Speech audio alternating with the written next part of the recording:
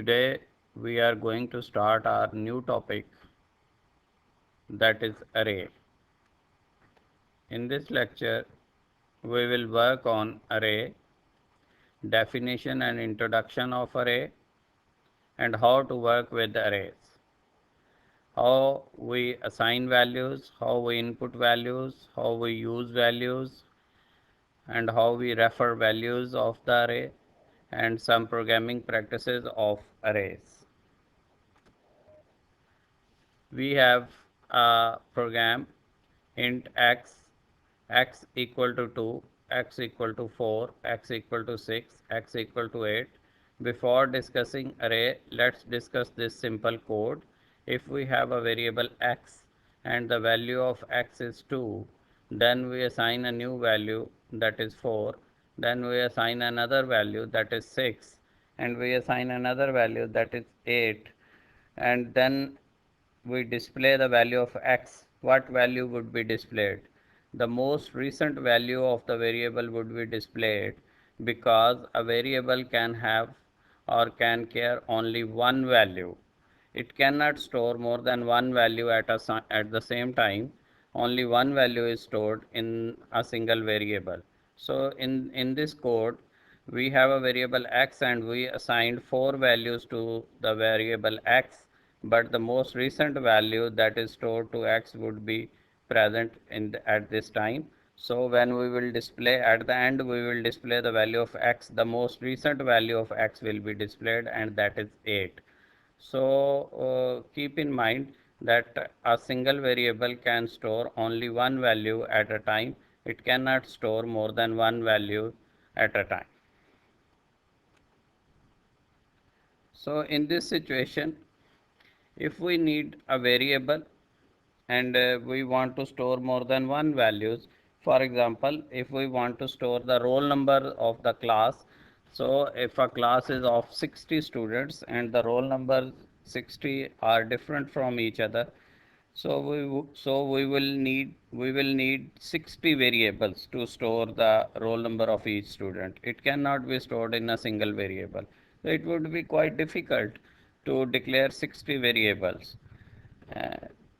ये मुश्किल हो जाता है कि आप एक वेरिएबल में चूंकि एक वैल्यू स्टोर होनी है, और अगर आपको एक से ज़्यादा वैल्यूज़ जो है वो स्टोर करवानी है, जैसे मैंने कहा कि 60 वेरिएबल्स आपको चाहिए होंगे, तो ये सिंपल वेरिएबल से ऐसी सिचुएशंस को हैंडल नहीं किया जा सकता when you need more than one values to store. So in this type of situation we need arrays. What is array? Array is a finite collection of similar data items. By similar we mean that all data items must have the same type. So first of all, array is simply a collection. Collection means it is a combination of more than one values. Secondly, it's a finite collection. Finite collection means that it is not unlimited. Rather, it is a limited collection. It is has some end. There is no infinite situation in arrays. Every collection must be some finite number of elements. And by similar we mean that in this collection all data items have the same type. You cannot have different types of data in this collection. For example, if you have an array of 10 values and the 10 values must be of same type, आप ऐसा नहीं कर सकते कि उसमें 5 values जो है वो आप इंटीजर रख दें और 5 वैल्यूज़ फ्लोट रख दें, या उसमें 3 वैल्यूज़ फ्लोट रख दें, 4 वैल्यूज़ जो है वो आप इंटीजर रख दें और 2-4 वैल्यूज़ आप उसमें जो है वो करैक्टर रख दें. ऐसा आप नहीं कर सकते. अगर आपने एक अरे जो है वो इंटीजर वैल्यूज़ के लिए डिक्लेयर किया है, तो उसमें जितनी भी वैल्यूज़ होंगी वो सारी की सारी इंटीजर्स होंगी. और अगर आपने एक अरे फ्लोट वैल्यू के लिए जो है वो डिक्लेयर किया है, तो उसमें जितनी भी वैल्यूज़ होंगी वो फ्लोट होंगी. और अगर कोई अरे करैक्टर आपने डिक्लेयर किया है, तो उसमें जितनी भी वैल्यूज़ होंगी वो करैक्टर होंगी. आप ऐसा नहीं कर सकते कि जी आप अरे डिक्लेयर करें इंटीजर के लिए और उसमें वैल्यूज़ जो है वो आप फ्लोट भी दे दें और करैक्टर भी दे दें. ऐसा नहीं है. This is a collection of similar data item. mean all the data items that would be present in this collection would have the same type. You cannot change the type. Mixture of types is not available in array. Rather, a same type of data is required in the array. If it is declared as integer, all the values present in the array would be integer. If it is declared as float, all the values present in this collection would be float. If it is character, all the values present in this array are character. And there is not the situation like this that you can have unlimited collection. There must be some finite collection. Mean if you want a collection of 10 elements, then you must declare it as 10. You cannot say it as unlimited collection. सो आपने इसे जो है वो limited रखना है. आपने इसका size पहले से बताना है कितनी वैल्यूज़ के लिए आपको अरे चाहिए. 10 के लिए चाहिए, 20 के लिए चाहिए, 100 के लिए चाहिए, 1000 के लिए चाहिए, what ever the number is. But you must tell the size of the array before using that array. If you wouldn't do this, it would be a syntax error, because its prerequisite is to give the size of the array. You cannot do it as infinite size, rather the size must be finite. Here are some characteristics of arrays. Array variable can store more than one value at a time, where other variable can store one value at a time. So when you are talking about the term array, array is a variable that can store more than one value, while simple variable can store only one value. For example, in the previous example, here is a simple variable x equal to 2, x equal to 4, x equal to 6, x equal to 8. X can store only one value. Either it can store 2 or 4 or 6 or 8. It cannot store these four values. It will store only one value. As we have displayed the value of x at the end of this code, so the only last value would be displayed, because when we store 2, the next 4 value is overlapped on 2. The next 6 value is overlapped on 4. And when we have given it as 8, all the values are overlapped and the most recent value is present in x. So only one value would be present in x in a simple variable. But when we are talking about the term array, array can store more than one values, because array is a collection. Array collection, it is not a simple value. Collection mean more than one values. So whenever you use the term array, keep it in mind that array is a variable that can store more than one value at a time, where simple variable can store only one value at a time. Second characteristic, each data item of an array is called an element, and each element is unique and located in separate memory location. So listen, in this array, in this collection, each data item would be called as element, and each element would have a separate space, separate and unique space in memory. It would not be on a single location, rather the location of each element would be different from other element. So every element in the array would be present on different places in the memory. So therefore they would not overlap, and due to their different locations, they are at separate locations. Each element have different index number. So as I have stated earlier, each element is on separate location, and the location of each element would be referred as its index number. If first element is present on location 0 or index number 0, the second index number would be 1, the third index number would be 2, and in this way it goes up to n. So index number would represent the position of the element in the array. An array can be a single dimensional or multi-dimensional, and the number of subscript determine its dimension. So the second thing is, as we have stated in this point, each element would be referred through its index number, and this index number would be known as its subscript. So when there is one subscript, it means that we are dealing with one dimensional array, and if we have two subscripts or more than two subscript, it means that we would be handling multi-dimensional array. So keep it in mind that for a single dimensional there would be only one subscript, and if there are more than one subscripts, it would be named as multi-dimension array. So while confirming the dimension of the array, you have the option either it is with single subscript or multi subscript. So if it is if it is with single subscript, then it would be called as single dimension, and if the subscript are more than one, then it would be named as multi-dimension array. Number of subscript is always start with 0. Yes, the index number or the subscript of the array would start with 0 rather than 1. So if we have the element 10, the first element would start from 0 and the last element would be present at 9th index number or 9th subscript. So always keep in mind that the element of the array start with 0 position rather than 1. Okay, got it dear students? फिर summarize कर देता हूँ.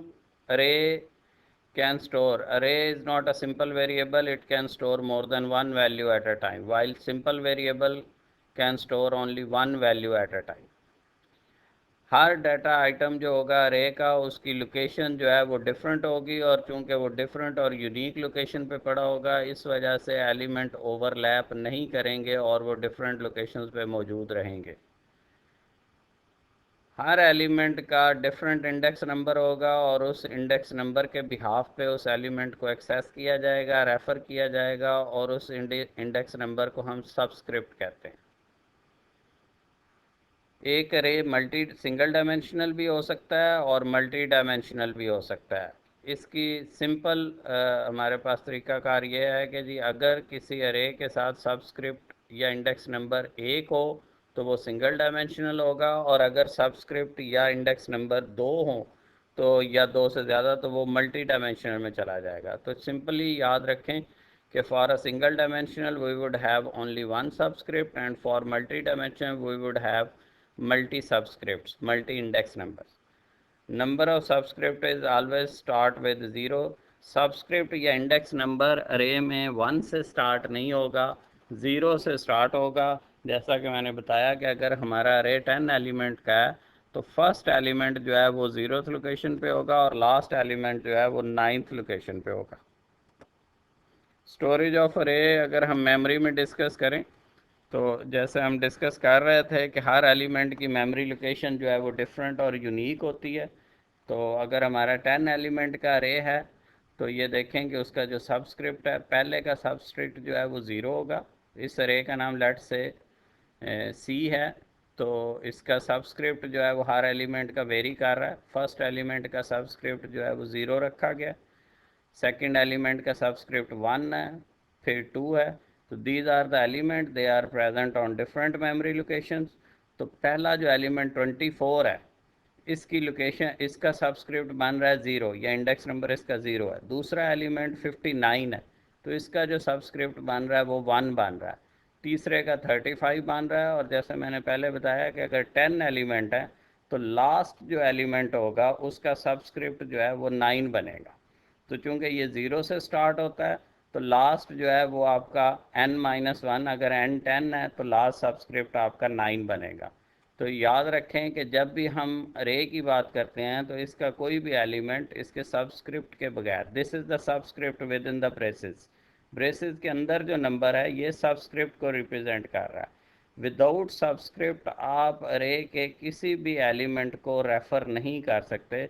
तो अरे का हर element दूसरे element से different position पे, डिफरेंट लोकेशन पे पड़ा हुआ है, और चूंकि उसकी मेमोरी लोकेशन जो है वो यूनिक है और डिफरेंट है, देयरफॉर वो ओवरलैप नहीं करेगा और वो सस्टेन करेगा, अलहदा से मेंटेन रहेगा.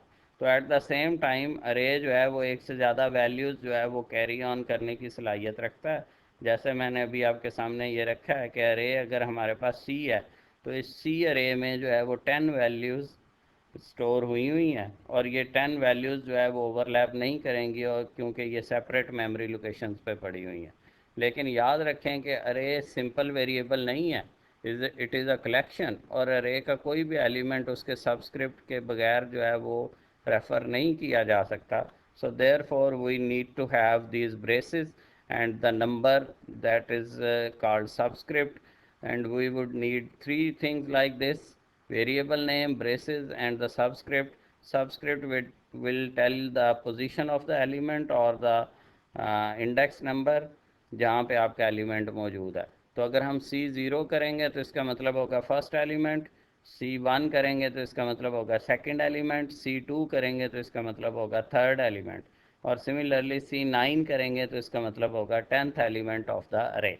सो in this way dear student, memory में वो चूँकि हर एलिमेंट की लोकेशन डिफरेंट है तो आप देख सकते हैं कि वो ओवरलैप नहीं करेगा, लेकिन एलिमेंट को एक्सेस करने के लिए उसके सबस्क्रिप्ट की ज़रूरत पड़ेगी, इस पोजीशन की ज़रूरत पड़ेगी. इसके बगैर आप अरे के एलिमेंट को एक्सेस नहीं कर सकते. Got it? Okay.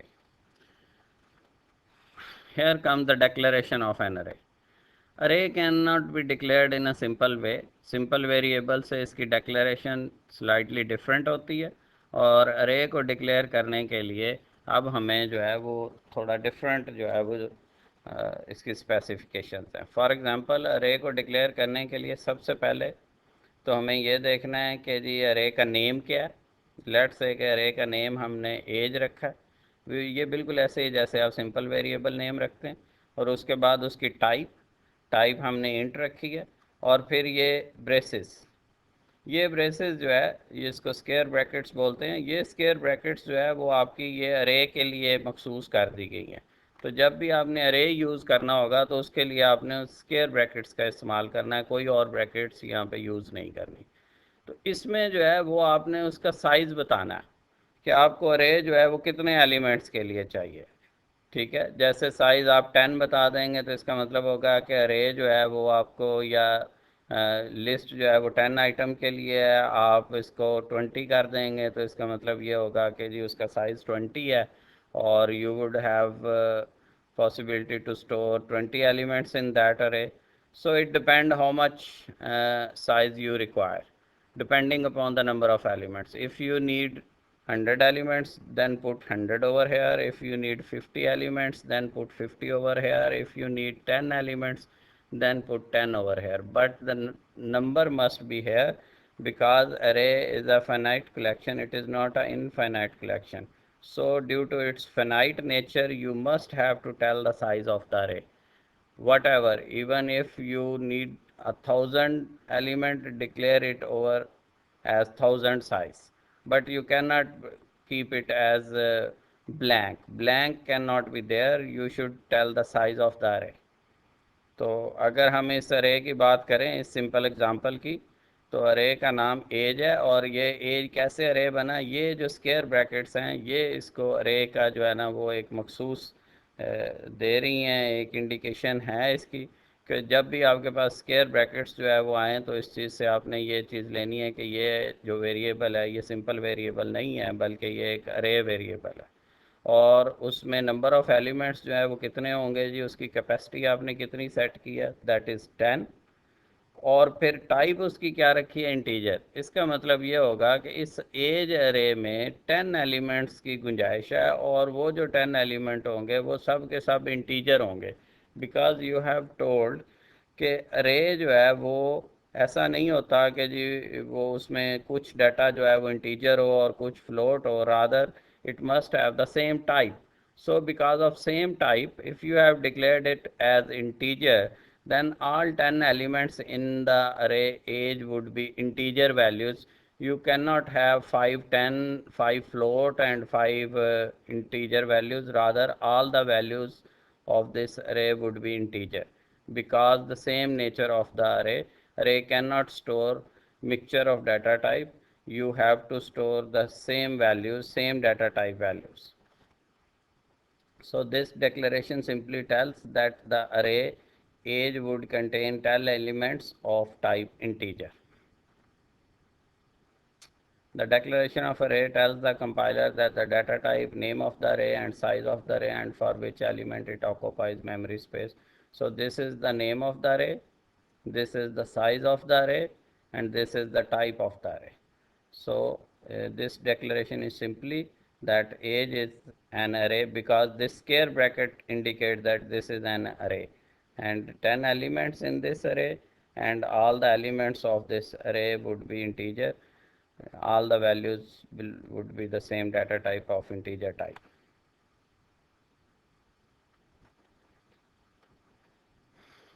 Array declaration.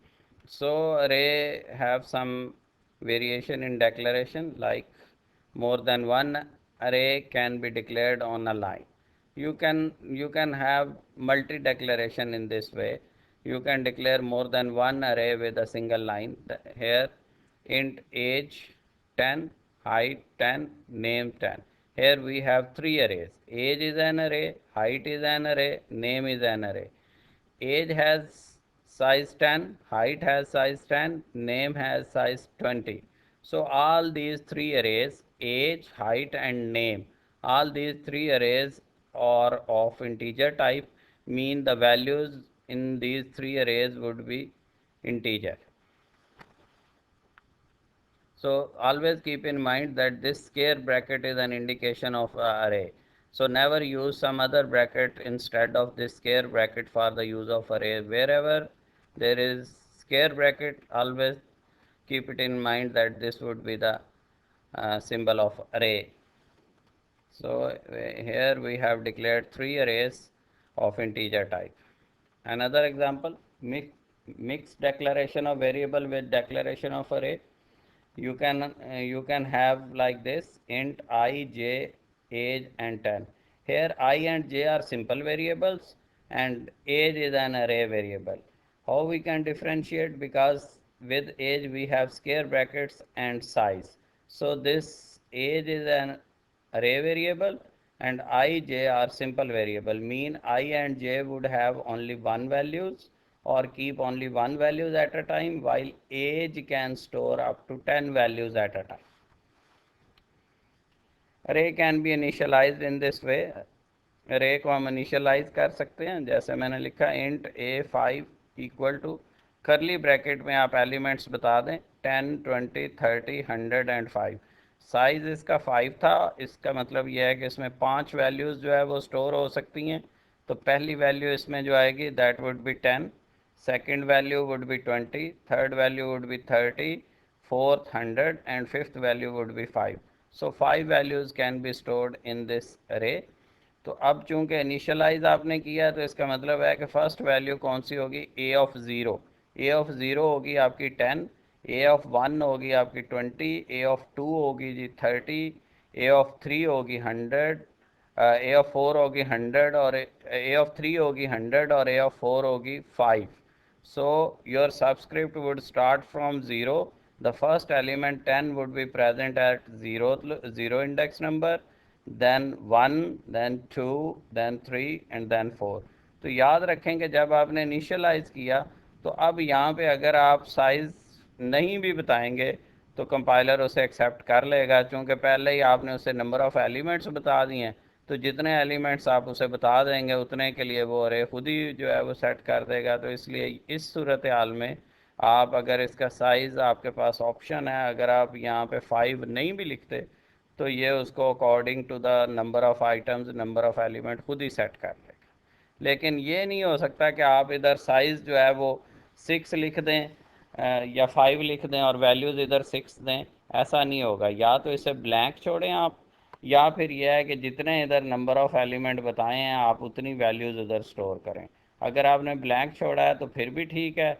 अगर आपने सेम नंबर बता दिया है, जैसे यहाँ पे 5 लिखा है और इधर 5 एलिमेंट दिए हैं, इवन देन इट्स ओके. लेकिन ये एरर होगा कि आप इधर जो है वो 5 लिख दें और इधर जो है वो वैल्यू 6 दे दें. ऐसा आप नहीं करेंगे. या आप एग्जैक्ट नंबर लिखेंगे या फिर आप इसे ब्लैंक छोड़ देंगे. ओके जी. एलिमेंट को रेफर कैसे करना. Fifth element of an array age can be referred as. Let's say कि जी हमने फिफ्थ एलिमेंट की बात करनी है. तो चूंकि इंडेक्स नंबर जो है वो आपका 0 से स्टार्ट होता है, तो देखें अरे नेम अगर फॉर एग्जांपल हमारे पास एज है, इंडेक्स नंबर हमारा क्या बनेगा, 4 बनेगा. 4 किसके लिए, फिफ्थ एलिमेंट के लिए. ठीक है. तो हम इसे इस तरह से रेफ़र करेंगे एज ऑफ 4. ये एज ऑफ 4 जो होगा ये फिफ्थ एलिमेंट को रेफर कर रहा है। अगर आप एज ऑफ 0 लिखेंगे तो वो फर्स्ट एलिमेंट को रिप्रेजेंट करेगा। If age is 1 then it would represent second element, and age 4 would represent fifth element of the array. So whenever you need to refer, keep in mind that index number start from 0. So when you have the number like fifth element, then the referred position would be as 4th because of its 0th index number. So for fifth element you would write it as age of 4.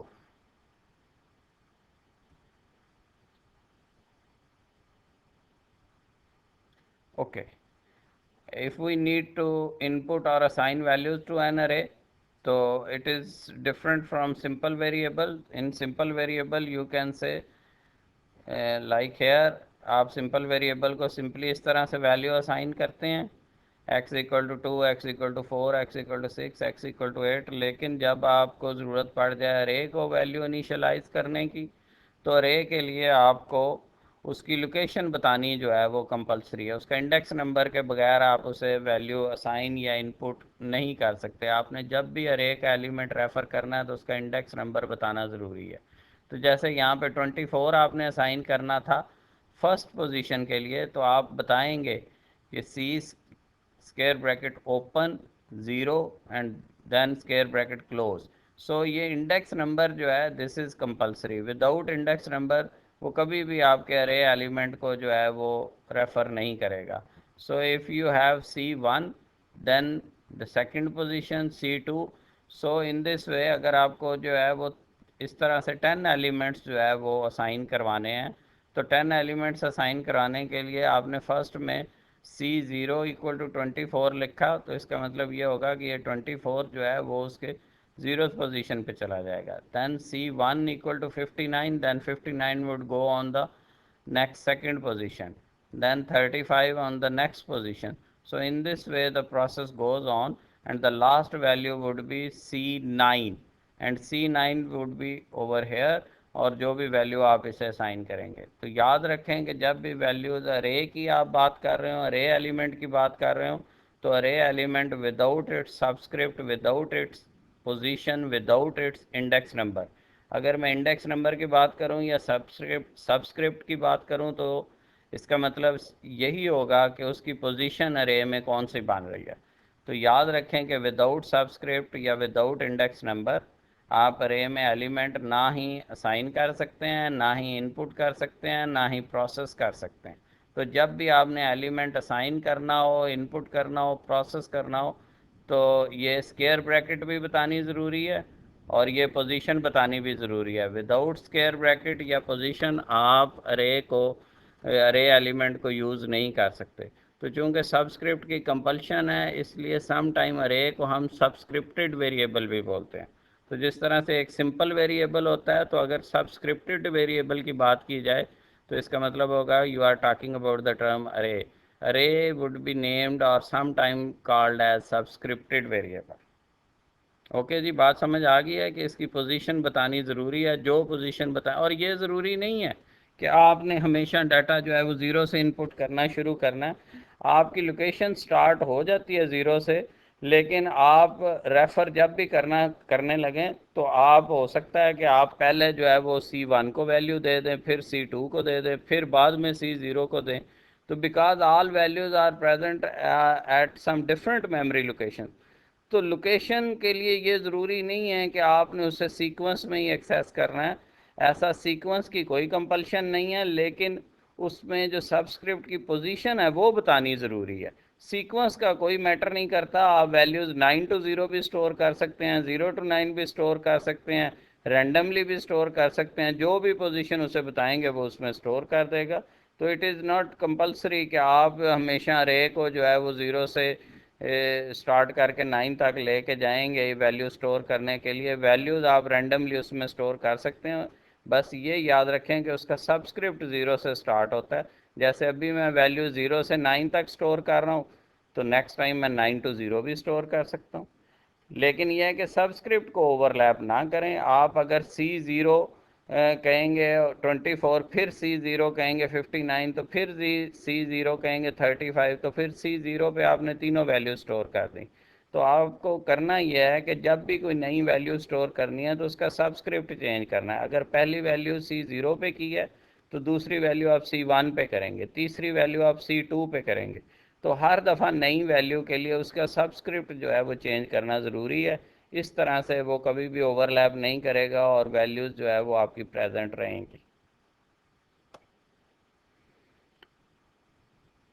Okay, using N अरे again, अगर हमें जो है वो 10 value store करनी है तो हमने इस तरह से स्टोर की। तो देखें ये 3 वैल्यू स्टोर की, अगर 10 भी करनी हो तो हम इस तरह से कर सकते हैं। बट जस्ट इमेजिन कि अगर हमें जो है वो 100 वैल्यू स्टोर करनी हो, 200 वैल्यू स्टोर करनी हो, तो क्या हम इस तरीके से एक एक वैल्यू इस तरह से सेट कर सकते हैं कि जी C(1), C(2), C(3), C(4), C(5), C(6), C(7)? ये तो बहुत लेंथी प्रोसीजर हो जाएगा। तो to avoid this type of situation हम क्या करेंगे कि हम एलिमेंट्स को असाइन करने के लिए या इनपुट करने के लिए ये मेथड यूज़ नहीं करेंगे, रादर वो यूज़ लूप। लूप के ज़रिए हम सबस्क्रिप्ट की पोजीशन को सेट करेंगे। जैसे हमने अरे डिक्लेयर किया एज 10 एलिमेंट्स का, तो इसमें लूप जो है वो 0 से स्टार्ट हो रही है, हमारी लेसर दैन 10 तक जाएगी आई प्लस प्लस। इसका मतलब यह है कि I would start from 0 and would go up to 9 with one increment. So the first element that would be enter age, seen age I, the value of I would be 0. So the first element that would be enter would be on age 0. Then I as varies from 0 to 9. So next time I would become, this I is subscript over here. Next time I would become 1, then 2, then 3, then 4. As loop goes on, the value of I varies, and every time in this array, I mean a different index number, different subscript. So as I would change with the loop, the first cycle, the value of I is 0. The first element would be enter on age 0. In the second cycle, the value of I is 1. Over here I would become 1 and the second element would be entered. Then I would become 2, so third element would be entered. Because over here I varies and the position or subscript also varies, so in this way the first element would be age 0, then age 1, then age 2, then age 3 up to age 9. So in this way अगर हमारे पास 100 values भी होंगी तो हम 0 से lesser than 100 या 99 तक loop चलाएंगे। तो यहाँ पे देखें पहली वैल्यू एज ऑफ 0 बन जाएगी, फिर एज ऑफ 1 होगी, फिर एज ऑफ 2 होगी, फिर एज ऑफ 3 होगी।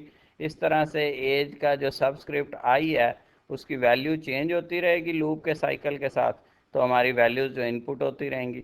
तो बजाय इसके कि हम इस मेथड के ज़रिए एक एक वैल्यू इस तरह से असाइन करें, हमारे पास ये बेटर चॉइस है कि हम लूप लगाएं और लूप में जो सबस्क्रिप्टेड वेरिएबल है उस पर लूप को सेट करें।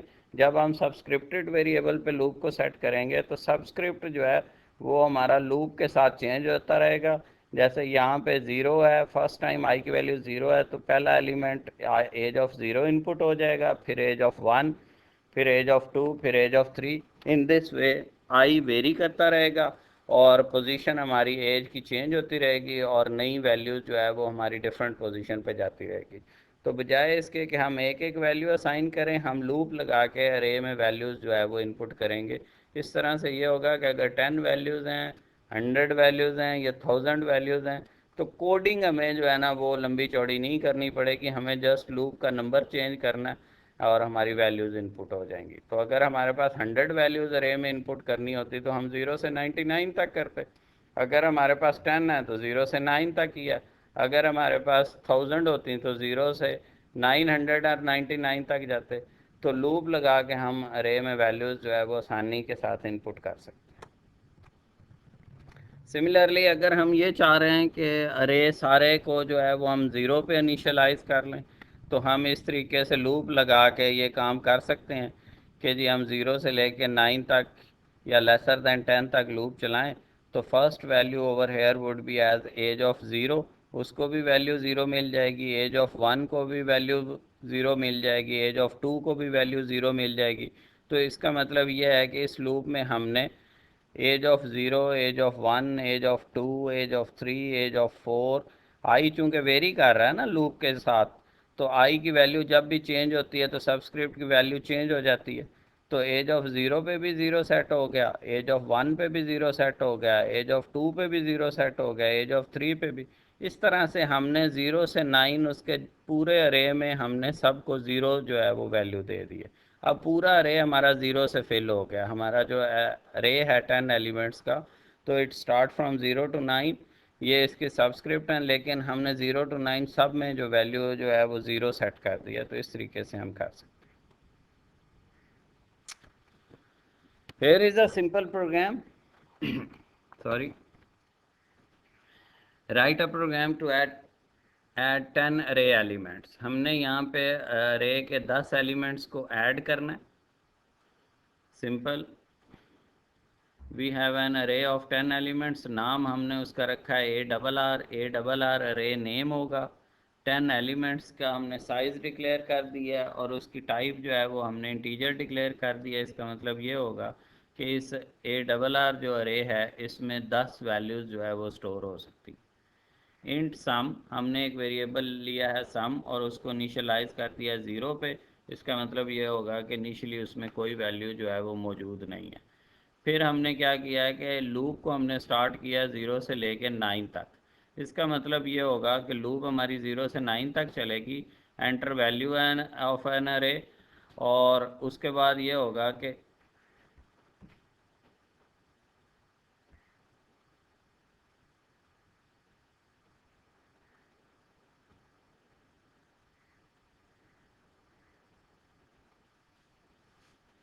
यस,